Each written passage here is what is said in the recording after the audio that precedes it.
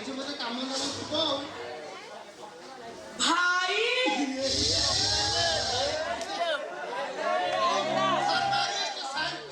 ଭାଇ ହଁ ଏତେ ଦିନ ପରେ ତମର ମୋ କଥା ମନେ ପଡିଲା। ଆଜି ମୋ ଦେଖିବାକୁ ଆସିଛ। କଣ କରିବ ନାଇଁ ତୁ ତ ଜାଣିଛୁ ଆରେ ମୋର ସିଆଡେ ଢେରେ କାମ ତାପରେ ସେମିତି କିଛି ନ ଘଟିବ ମୁଁ କଣ କେବେ ଆସେ। ଭାଇ ତମ କଥାରୁ ଯାହା ଜଣା ପଡିଛି କିଛି ଗୋଟେ ଘଟିଛି ନହେଲେ ଘଟିବାକୁ ଯାଉଛି ନା ମୁଁ ଠିକ କହିଲି ନା ଭାଇ? ତାପରେ ଏକଦମ ଠିକ କହିବା ଏ ଭଉଣୀ କାହାର କହିଲୁ? ହଁ ଭଣ୍ଡାରୀ ତୋ ଭାଗ୍ୟଟା ବହୁତ ଖରାପ। ପୁରା ଖରାପ ଭାଇ।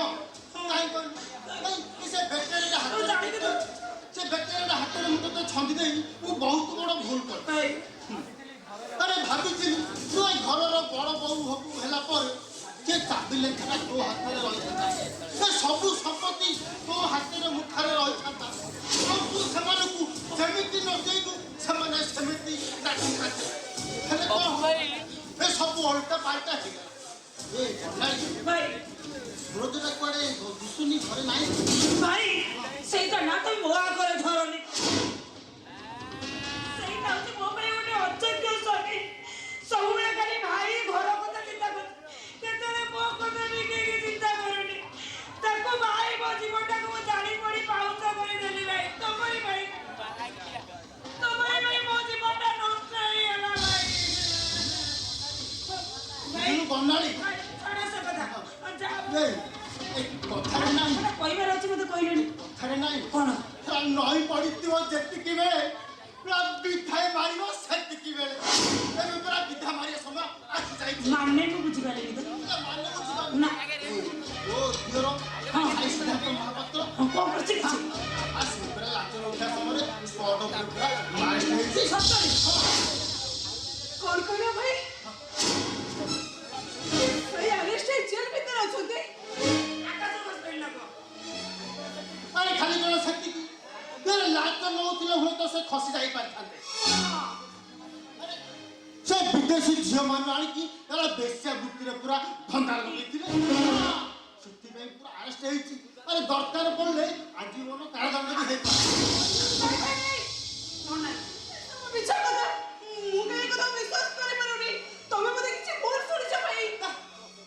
ମୁଁ କାହିଁ ଭୁଲ ଶୁଣି କଲି ଗଲ ଆରେ ମୋ ଆଖି ଛୁଉଛି ବୁଝିଲ ଆରେ ମୋ ଆଖି ଛୁଉଛି ମୁଁ ଯାହା କହୁଛି ସତ କହୁଛି ସେ ଜାଗାରେ ପୁରା ମୁଁ ନିଜେ ପ୍ରେଜେଣ୍ଟ ଥିଲି। କେଇଟା ଦିନ ଯେ ଘରକୁ ବୋଉ ହେଇ ଆସିଛି କହିଲୁ ଏ କେଇଟା ଦିନ ପରେ ଘରେ ପାଦ ଦେଇଛୁ ତୁ କାହା ବିଷୟରେ କେତେ କଣ ଜାଣିଛୁ କହିଲୁ? କହିଲା କନା ମୋର ବିଶ୍ୱାସ ହଉନି ହେଲେ ତୁ ବିଶ୍ୱାସ କଲେ କେତେ ନ କଲେ କେତେ ତୋ କଥା କିଏ ଶୁଣିବ? ପୋଲିସ କଣ ତାକୁ ଛାଡ଼ିଦେବ? ଆରେ ବର୍ତ୍ତମାନ ଝଗଡା କରିବା ସମୟ ନୁହଁ। ଆଉ କଣ କରିବା ଭାଇ କୁହ? ଆରେ ସାଇ କେମିତି ଖଲାସ ହବ ଆଉ ସେ କଥା ସମସ୍ତେ ଚିନ୍ତା କର। କଣ କରିବା? କଣ କି ମୋର ଜଣେ ଚିହ୍ନା ଓକିଲ ଅଛି ମୁଁ କଥା ସାଇ ସେ ପୁଣି କଣ କହୁଥିଲେ କଣ 5 ଲକ୍ଷ ଟଙ୍କା ଯଦି ଦବ ତାହେଲେ ସାଇ ଜେଲରୁ ମୁକୁଳିବ। 5 ଲକ୍ଷ? ହଁ ସାଇ ପାଇଁ ଗୋଟାଏ ବି ଟଙ୍କା ଖର୍ଚ୍ଚ ହେଇପାରିବନି। ତମେ ଏମିତି କଣ କହୁଛ? ସାଇ ହଉଛନ୍ତି ତମ ସ୍ଥାନ ପାଇଁ ଗୋଟେ ମାପେଟା ଭାଇ ତମେ ଏମିତି କଥା କହିବ ମତେ ଗୋଟେ ଖରାପ ଲାଗୁନି। ମୁଁ ତମର କୌଣସି ବି ଯୁକ୍ତି ଶୁଣିବାକୁ ଚାହେଁ ନା। ମୁଁ ଯୁକ୍ତି କରୁଛି ନା ତମେ ଯୁକ୍ତି କରୁଛ? ଗୋଟେ ଭାଇ ଅନ୍ଧାର ଗୋଟେ ଭିତରେ ଦିନ କରୁଥିବା ବେଳେ ଆଉ ଗୋଟେ ଭାଇ ଏଠି ଟଙ୍କା ନ ଦେବା ପାଇଁ ଯୁକ୍ତି କରୁଛି। ହଉଛି ଭାଇ ଭାଇ ପ୍ରତି ଥିବା ଭାତୃ ପ୍ରେମ। ଓ ଚୁପ୍ କର। ଉପରେ ପଡ଼ି କଥା କହୁଥିବା ଲୋକକୁ ମୁଁ ଘୃଣା କରେ ଘୃଣା। ଠିକ କଥା ସୂର୍ଯ୍ୟ କଥାରେ ମୁଁ ବି ଏକମତ। ସିଏ ଟଙ୍କା ରୋଜଗାର କରି ଯାହାକୁ ଦଉଥିଲେ ଯାହା ପାଇଁ ଟଙ୍କା ଖର୍ଚ୍ଚ କରୁଥିଲେ ଯାଉନାହାନ୍ତି ସେମାନେ ତାଙ୍କୁ ବେଲାଇବେ ଆମେ କାହିଁ ତାଙ୍କୁ ଟଙ୍କା ଦଉ ନା ଖାଇବେ? କେହି ଯଦି ସାହାଯ୍ୟ କରିବା ପାଇଁ ପ୍ରସ୍ତୁତ ନୁହଁ ତାହେଲେ ମୁଁ ମୋର ସମସ୍ତ ଘରେ ବିକ୍ରି କରି ମୁଁ ବେଲ ନେବି। ତାହେଲେ ମୋର ବି ସତ କଥା ଶୁଣିଲ କଥା ତମର ଗହଣା ବିକ୍ରି କରି ଯଦି ସାଇକୁ ବେଲ ଆଣ ତାହେଲେ ମୁଁ ତୁମକୁ ଡିଭୋର୍ସ ଦେବାକୁ ବାଧ୍ୟ ହେବି। ସରଳ ମଣିଷକୁ ମୁଁ ଅନ୍ଧାର ଭିତରେ ଛଟପଟ ହେଇ ଦେଖିପାରିବିନି। ଏଇ ମୁହୂର୍ତ୍ତରେ ଥିବି। ହଁ ତୁମେ ଯାଇପାରିବନି। ମୁଁ ଅଳ୍ପ କହିବି ନା ଦେଇପାରିବିନି। କାହାରିକୁ ଯିବା ଦରକାର ନାହିଁ। ଯେତେ ଟଙ୍କା ଖର୍ଚ୍ଚ ହବ ସବୁ ମୁଁ ଦେବି। କାହିଁକି ନା ତମମାନଙ୍କ ଆଗରୁ ଦୀନବନ୍ଧୁ ମଉସା ମତେ ସବୁ କଥା କହିସାରିଛନ୍ତି। ଆଉ ଯଦି କହିସାରିଛନ୍ତି ଆଉ ତାଇ କାହିଁ ଲେଟ୍ କାହିଁ କରୁଛୁ? ଆରେ ଟଙ୍କାଟା ବାହାର କରେ ଯିବା ଓକିଲକୁ ଦେଇଦେବା ସାଇଟା ସାଙ୍ଗେ ସାଙ୍ଗେ ଖଲାସ ହେଇକି ପଳେଇ ଆସିବ।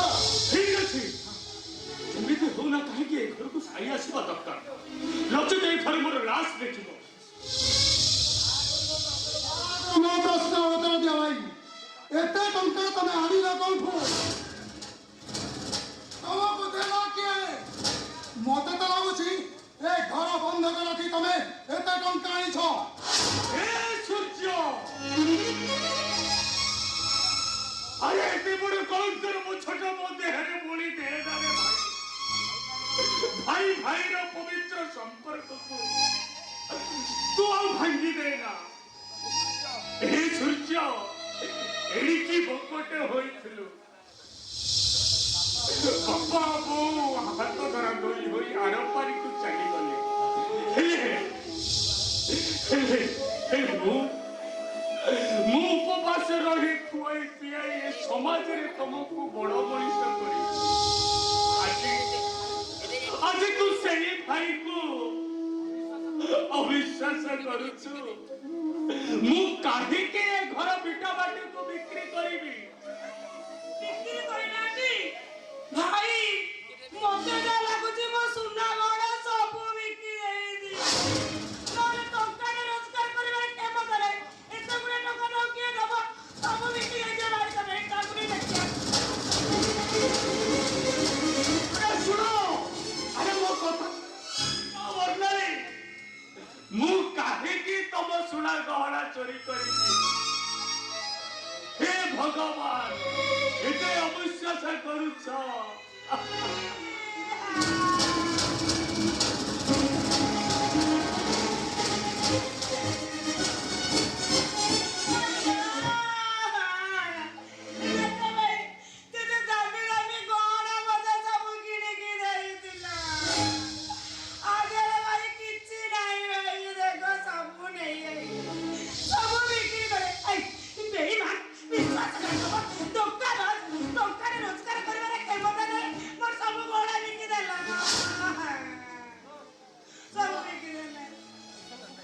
ଏ ସୁରଜ, ଆରେ ଏସବୁ ମୁଁ ସବୁ କଣ ଦେଖୁଛି? ନାଇଁ ନାଇଁ, ୟୁନିଭର୍ସିଟିର ଗୋଲ୍ଡ ମେଡାଲିଷ୍ଟ ପୁଣି ଚୋରି କରିବ? ଏ ସବୁ ମୋର ବିଶ୍ୱାସରେ ଆସୁନି। ଆରେ ଶେଷରେ ତମେ ଏତେ ତଳକୁ ଖସିଗଲ।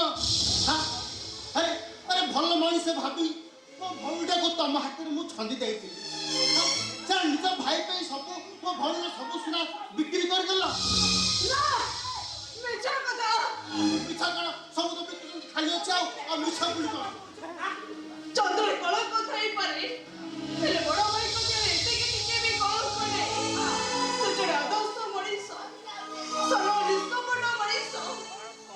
ବଡ ଭାଇଙ୍କ ଭଳି ମଣିଷ ଯଦି ଚୋରି କରିବେ, ତାହେଲେ ମୁଁ କହିବି ମୋ ମତରେ ଧର୍ମ ଭୁଲ ହେଇଯିବ।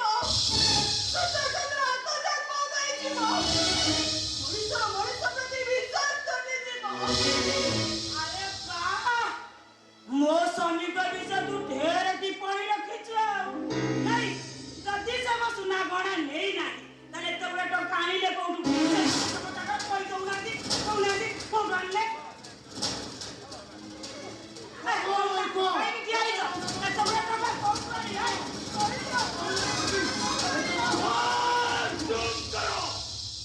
ମୁଁ ତମମାନଙ୍କର କୌଣସି ପ୍ରଶ୍ନର ଉତ୍ତର ଦେଇପାରିବିନି।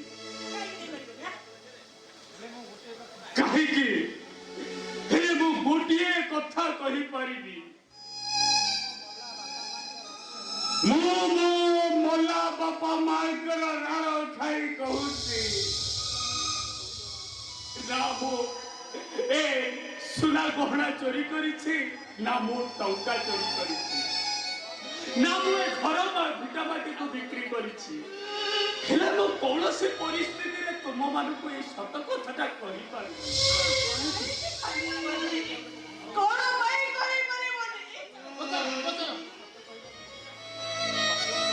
ତମକୁ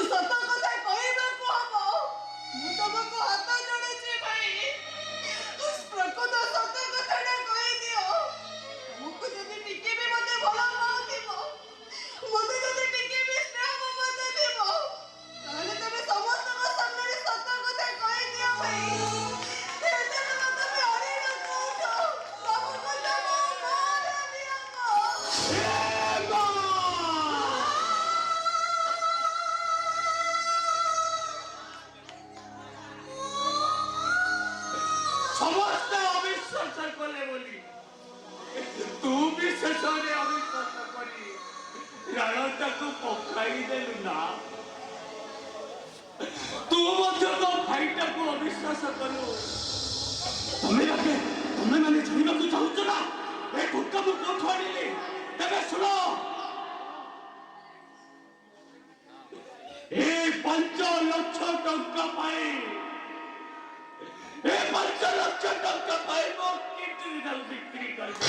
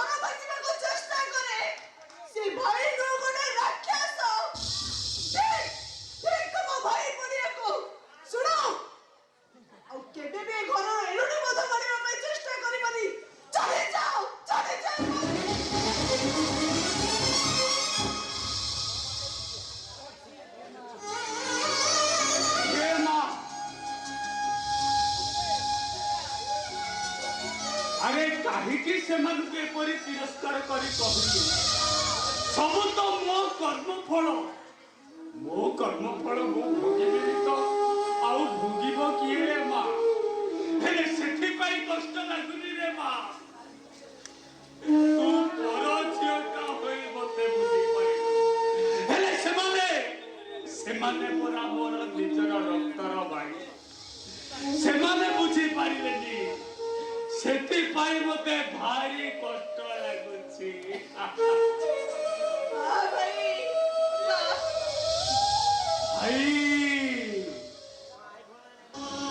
भाईर अर्थ हेउछि रे मा भारे भात खुआए आउ ईश्वर भली लालन पालन करे सेठी पाई परा मो बड़ भाई भगवान को ना सुनी थी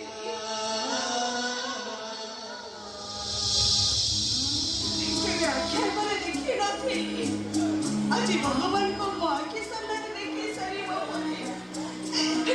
भी छोड़ा नहीं भी मन रे कपट नहीं केवल प्रेम ही प्रेम जोटा कि भगवान को पाखर मिली थाए मो बड़ी देवता हे पृथ्वी पृष्ठरे जन्म हमारे कृष्णता मनीष मरिया करे मो माथा नई जाउची मंदिर जाइनी भगवान को देखिनी आज सब पड़े